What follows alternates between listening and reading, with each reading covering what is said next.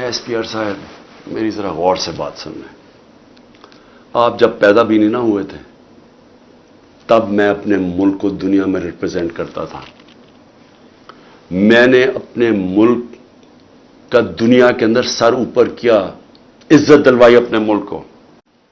और मैं ज़रा ISPR साहब ज़रा थोड़ा सा आपने कोई पीछे मैं जब जेल में था तो बातें की, मैं उनके कोई जवाब देना चाहता हूं आपको। देखें,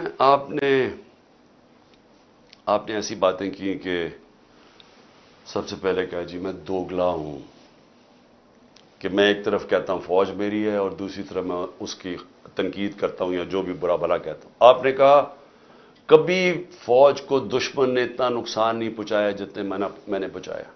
दूसरा आपने रिमार्क पास किया। और तीसरा आपने कहा कि हम अब क्रश करेंगे इनको। देखिए ISPR साहब मेरी ज़रा गौर से बात सुन लें। आप जब पैदा भी नहीं ना हुए थे तब मैं अपने मुल्क को दुनिया में रिप्रेजेंट करता था। मैंने अपने मुल्क का दुनिया के अंदर सर ऊपर किया, इज्जत दिलवाई अपने मुल्क को। उठा के देख लें, आप भूल गए होंगे, आप पैदा नहीं हुए होंगे, ज़रा पता चलवा लें कि इमरान खान ने क्या पाकिस्तान की दुनिया में इज्जत ऊपर की या नीचे की। और आपको यह पता होना चाहिए कि जब वॉर ऑन टेरर हुई और जो पाकिस्तान की मिट्टी पलीत हुई दुनिया में कि हमारा गया जी फौज दोगली है, क्योंकि तब मुशर्रफ का मार्शल लॉ था, ये हमारे से झूठ बोलती है, करती कुछ है, कहती कुछ है, डॉलर्स हमारे से लेती है और दोगली गेम खेलती है। डबल गेम, दोगला तब नाम इस्तेमाल होता था। पाकिस्तान को वर्ड ही दोगला इस्तेमाल करते थे, डबल गेम का नाम करते थे। जरा इंटरनेशनल मीडिया देखे, किसने अपनी फौज को सबसे ज्यादा जिसकी हिफाजत की, किसने अपनी फौज के साथ इंटरनेशनल मीडिया पे खड़ा हुआ। जब उसामा बिन लादेन, जब वो एबटाबाद में जो वो हादसा हुआ, आपको पता है बैरून मुल्क पाकिस्तानियों के ऊपर जो गुजरिया आप अंदाजा नहीं लगा सकते। उन्होंने कहा हमारे से पैसे ले रहे हैं और उसी को अपने एकेडमी के पास एबटाबाद में पाला हुआ है। जो हमें जिल्लत मिली तब कौन बोला आपके लिए? यहां तो कोई सांप सूंघ गया था, यहां तो आर्मी चीफ के मुंह से चून ही निकल रही थी, यहां तो कोई बोलता ही नहीं था, ना प्राइम मिनिस्टर तब वो गिलानी था ना जरदारी। 4-5 दिन सन्नाटा छाया हुआ था, वो आके मार के चले गए हमारे मुल्क में, दुनिया में जलील हुए हम। मैं बोला था, मैं सारी जगह अपनी फौज को डिफेंड किया है। मेरे 3.5 साल में देखें कि पाकिस्तान फौज का इमेज ऊपर था या नीचे था। जरा उठा के देखें, आपके सामने है वो, क्या फौज का इमेज ऊपर गया या नीचे गया? फौज को लोग पसंद करते थे। जब एक आर्मी चीफ ने मेरी कमर में तो चाकू मारा, लेकिन पाकिस्तान के बदनाम तरीन मुजरिमों को आके ऊपर बैठा दिया, तो क्या मेरी वजह से फौज को बुरा भला कहा गया या उस आदमी की वजह से जिसने, उसने क्या समझा कि लोग ये बताए ना, क्या लोग चूंटियां हैं? क्या लोगों में अकल नहीं है? क्या लोग बेवकूफ हैं कि जिधर आप लगाएंगे उधर लग जाएंगे? क्या लोग 30 साल से इन लोगों को नहीं जानते थे?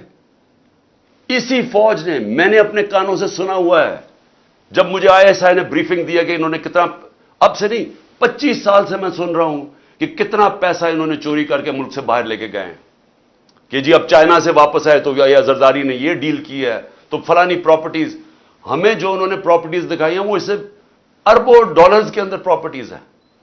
और एकदम कह रहे हैं कि अब जनाब फैसला एक आर्मी चीफ ने किया है तो भेड़े सराब उधर चले जाएं और उसको कह के जी बड़ा अब बहुत अच्छा किया और अब इमरान खान बोला ये अच्छा है। लोगों ने नहीं तस्लीम किया। मैंने नहीं बुरा भला कहा फौज को। जो आर्मी चीफ के एक्शंस थे उसने इसकी हमारी फौज को बुरा किया, उसकी वजह से हुआ, मेरी वजह से नहीं हुआ। स्टेट हमें करार दे दे, लेकिन आप सब कुछ ठीक कर रहे हैं।